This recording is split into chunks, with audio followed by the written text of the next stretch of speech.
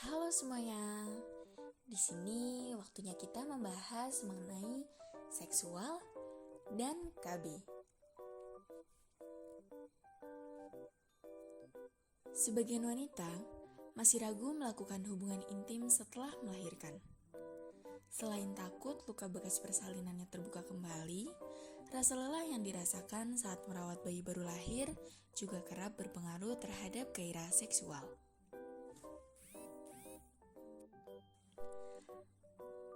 Lalu, bagaimana sih pengertian seksualitas itu? Seksualitas sebagai suatu komponen integral dari kehidupan seorang wanita normal, di mana hubungan seksual yang nyaman dan memuaskan merupakan salah satu faktor yang berperan penting dalam hubungan perkawinan bagi banyak pasangan. Hayo, Mams pasti bertanya-tanya kan? Baru melahirkan, boleh nggak sih berhubungan seksual? Jawabannya, boleh.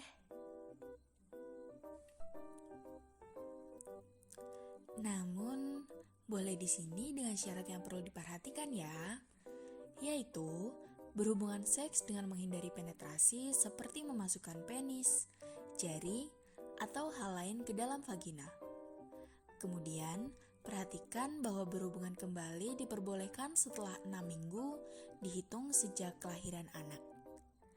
Perhatikan juga dalam kurun waktu tersebut perdarahan maupun lokea sudah berhenti dan luka jahitan sudah sembuh.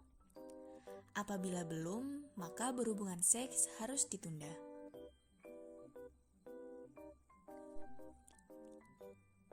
Tujuan melakukan hubungan seksual pasca melahirkan yaitu sebagai pelepas ketegangan seksual, memperoleh kepuasan seksual bersama, serta untuk menunjukkan kasih sayang bersama.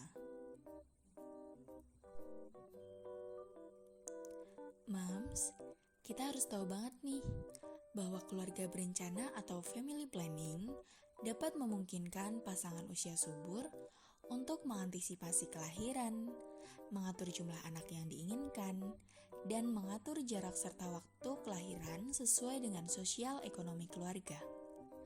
Dengan begitu, keluarga jadi lebih bahagia, sejahtera, dan dapat memenuhi kebutuhan hidupnya.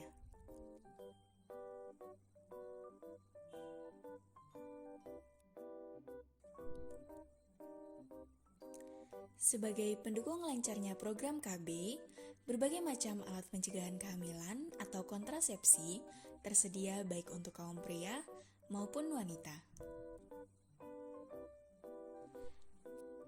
Namun, alat kontrasepsi mana ya yang cocok buat diri Anda dan juga pasangan? Dan seberapa efektifkah masing-masing metode ini? Untuk menjawab pertanyaan tersebut, mari kita simak dalam video ini. Hal pertama yang akan kita bahas yaitu mengenai kontrasepsi sederhana atau alami.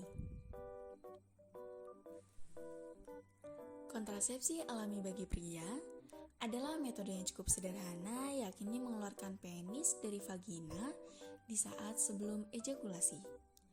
Istilah kerennya adalah coitus interruptus. Kontrasepsi jenis ini mudah dilakukan serta membutuhkan kesepakatan antar kedua belah pihak saat sedang berhubungan. Sementara untuk wanita, metode alamiah lebih rumit karena memerlukan kesadaran akan masa subur diri sendiri dan kemudian menjadwalkan hubungan seksual di saat tingkat kesuburan rendah. Ada 3 cara untuk mengetahui tingkat kesuburan bagi wanita, yaitu dengan metode kalender, suhu tubuh, dan juga sekresi rahim.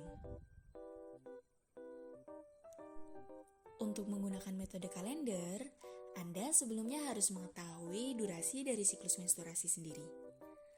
Untuk hal tersebut, kami menyarankan untuk mendownload aplikasi untuk melacak dan memprediksi siklus menstruasi. Karena aplikasi-aplikasi tersebut juga menyediakan fitur-fitur untuk menentukan hari aman untuk berhubungan seksual. Selanjutnya, Periode subur juga dapat ditentukan dengan mengukur suhu tubuh saat bangun pagi. Karena setelah ovulasi, yaitu ketika masa subur telah lewat, suhu tubuh wanita akan mengalami kenaikan sekitar 0,2 derajat Celcius. Maka apabila kenaikan tersebut berlangsung selama 3 hari berturut-turut, kemungkinan besar masa subur sudah lewat.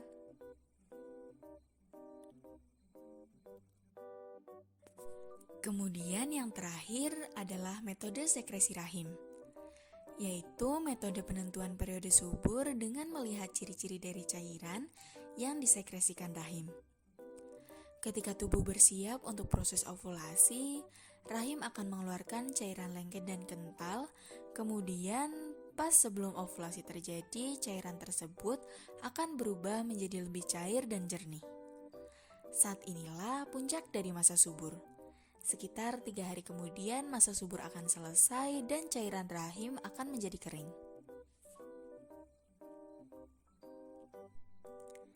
Sekarang kita lanjut ke metode penghalang.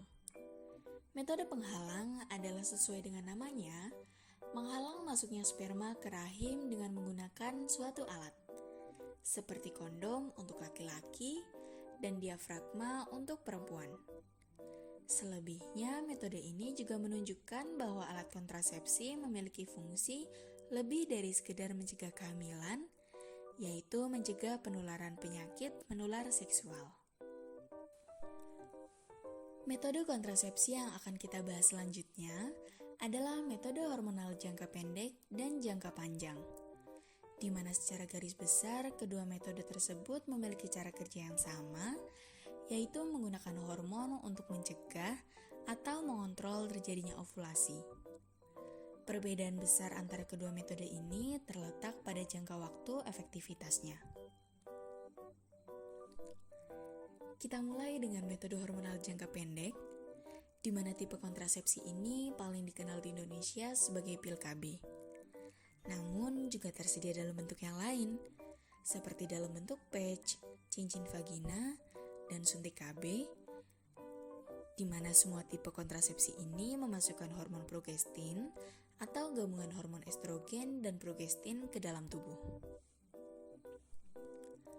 Hormon tersebut kemudian menebalkan lendir serviks yang akan mempersulit sperma untuk mencapai sel telur. Walaupun cara kerjanya sama, cara penggunaannya tetap berbeda. Kontrasepsi hormonal dalam bentuk pil umumnya harus dikonsumsi setiap hari dan dianjurkan pada waktu yang sama pula.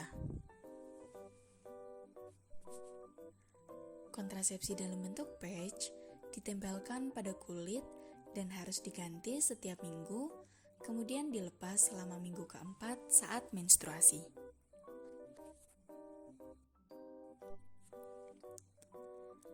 Kontrasepsi dalam bentuk cincin vagina dimasukkan ke dalam vagina dan didiamkan selama 3 minggu, kemudian dilepas saat minggu terakhir.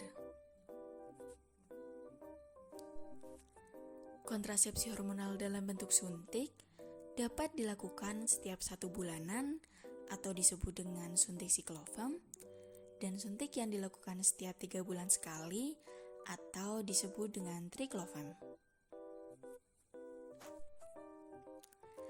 Nah, sekarang kita lihat kontrasepsi hormonal jangka panjang.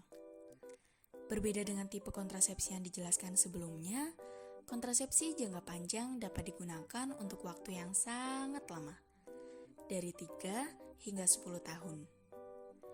Di Indonesia, kontrasepsi jangka panjang yang paling populer adalah IUD atau intrauterine device, lebih dikenal dengan nama spiral KB, serta alat kontrasepsi implan.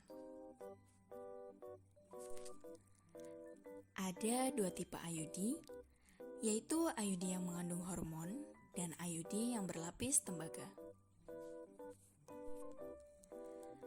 IUD hormonal menginjeksi hormon levonorgestrel dalam tubuh yang menyebabkan penebalan lendir serviks untuk mencebak sel sperma, menipiskan lapisan rahim, dan bahkan dapat mencegah pelepasan sel telur. IUD hormonal dapat digunakan selama 3 hingga 5 tahun.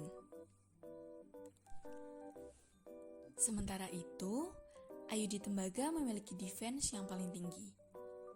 IUD ini melepaskan ion tembaga yang menghancurkan sel sperma. Tetapi apabila nantinya sel sperma berhasil membuahi sel telur, kandungan tembaga ini juga akan menyebabkan sel telur tidak dapat menempel pada dinding rahim, sehingga akan mencegah terjadinya kehamilan. IUD tembaga dapat didiamkan dalam tubuh hingga 10 tahun. Selain IUD, tersedia juga kontrasepsi jangka panjang dalam bentuk implan. Kontrasepsi ini dimasukkan ke bagian bawah kulit dalam lengan dan memiliki cara kerja yang sama seperti hormonal lainnya. Implan ini dapat didiamkan dalam tubuh hingga 5 tahun. Meskipun demikian, bagi kalian yang sudah terlalu punya banyak anak atau memang dari awal tidak ada niatan punya anak, tersedia juga nih kontrasepsi permanen. Terdapat 2 macam kontrasepsi permanen, yaitu sterilisasi bagi perempuan dan vasektomi bagi laki-laki. Dua-duanya memerlukan operasi yang bersifat permanen. Mari kita bahas.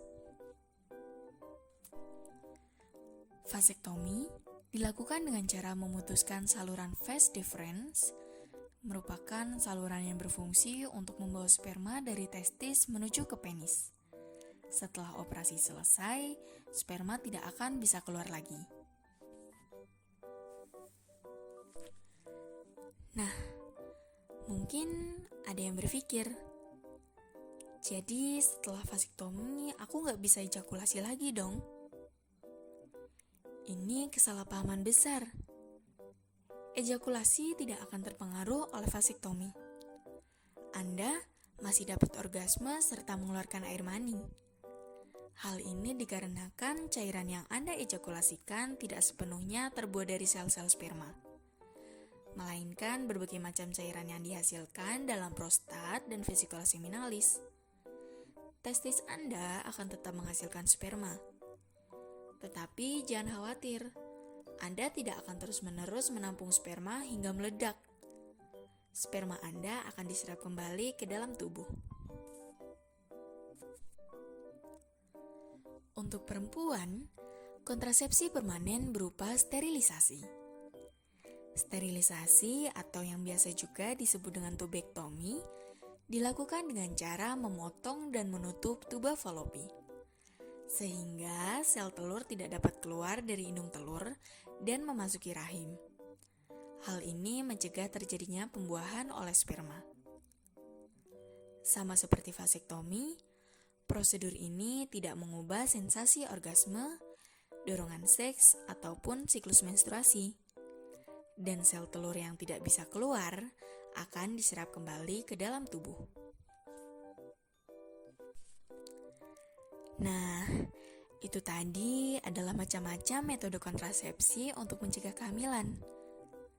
Namun moms, pada akhirnya metode yang paling cocok nantinya akan tergantung pada masing-masing individu, karena beberapa faktor juga dapat mempengaruhi, seperti ketersediaan dari alat kontrasepsi, biaya, gaya hidup, atau bahkan agama.